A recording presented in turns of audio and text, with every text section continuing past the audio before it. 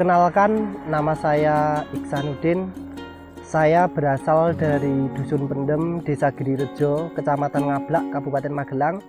Saya di sini sebagai petani stroberi organik. Jadi saya terjun ke pertanian itu landasannya adalah karena saya itu risau dengan perilaku masyarakat sekitar, bahwasanya orang-orang sini itu ketika nyemprot pestisida itu tidak lagi sesuai takaran aturan pakai yang ada di botol. Jadi mereka itu kalau nyemprot itu baik omongan tetangga. Jadi ketika mau ke kebun itu lihat sayuran tetangganya bagus, dia biasanya tanya, nyemprot pakai berapa tutup? Lah, ketika dijawab 2, maka petani tersebut yang tanya itu akan pulang kemudian nyemprot pakai 3 tutup karena dia pingin kobisnya atau sayurannya itu lebih baik dari tetangganya. Untuk saat ini stroberi saya itu ada yang tipe California, ada yang tipe lokal. Untuk distribusi buah stroberi itu ada 2 macam. Yang pertama adalah saya memakai kurir untuk diantar baik ke reseller atau konsumen. Yang kedua adalah toko organik atau konsumen datang ke kebun sambil melihat seperti apa toh kebunnya, bener nggak tahu organik. Karena jujur saja di tempat saya itu kan daerahnya pegunungan, jadi pemandangannya sangat indah. Sebenarnya ketika konsumen mau beli di tempat itu juga lebih enak. Soalnya kami nggak perlu nganter dan kami nggak takut barang itu punya resiko nanti rusak di perjalanan.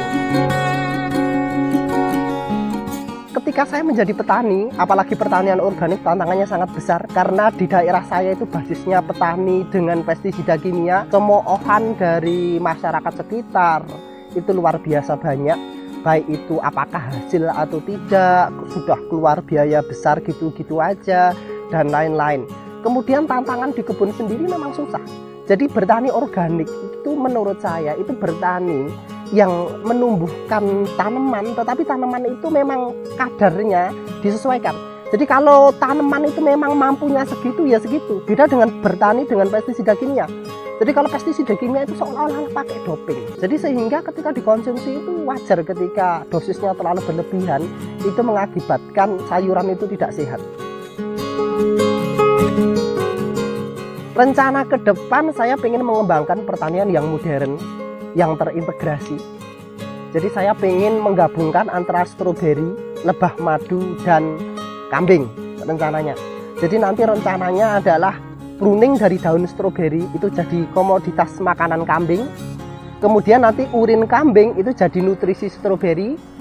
Kemudian nanti lebah berfungsi untuk penyerbukan stroberi, sehingga nanti ke depan ketika itu terjadi saya punya 3 produk. Yang pertama adalah stroberi organik, yang kedua adalah lebah madu organik beraroma stroberi, yang ketiga adalah daging kambing organik.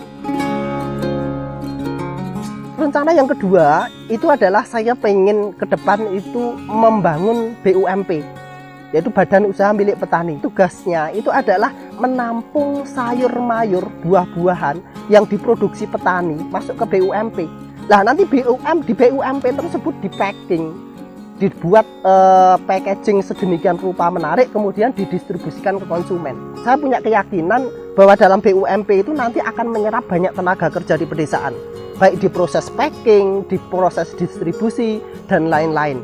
Nah kemudian keuntungan dari petani dari adanya BUMP, petani yang pertama itu punya keuntungan ganda. Yang pertama yaitu punya pemasukan dari mitra BUMP karena mengirim sayur ke BUMP.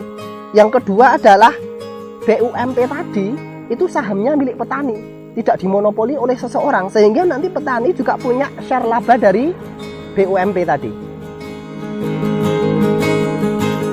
Kepada teman-teman muda, harapannya ayo bergerak di bidang pertanian. Pertanian ini sangat menarik, negara kita penduduknya banyak, jadi sektor pangan itu sangat dibutuhkan oleh negara ini.